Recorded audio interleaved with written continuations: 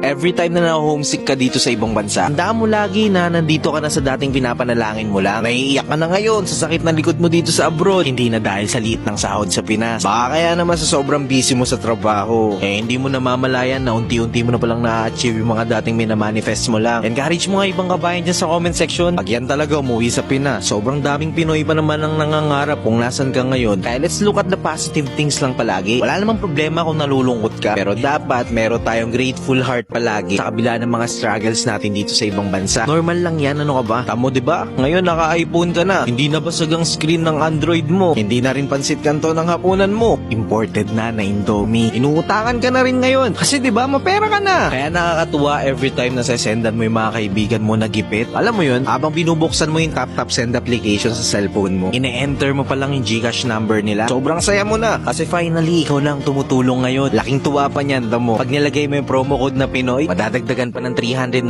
pesos yung ipapadala mo. Mabilis na, high exchange rates, may bonus pa na 390 pesos dahil sa promo code na Pinoy. If titignan mo naman talaga kabayan, malayo-layo ka pa nga. Pero try mo lumingon sa likod, malulula ka at sobrang layo mo na. Basta wag ka lang mapapagod lumaban. Lakasan mo lang palagi ang loob mo para sa mga taong naniniwala sa'yo. Pag nadapa, umayo. Pag umiyak, edi punasan mo. Tapos laban ulit. Kaya mo yan. I-motivate lang natin yung isa't isa. Kaya i-share mo na tong video na to, kabayan.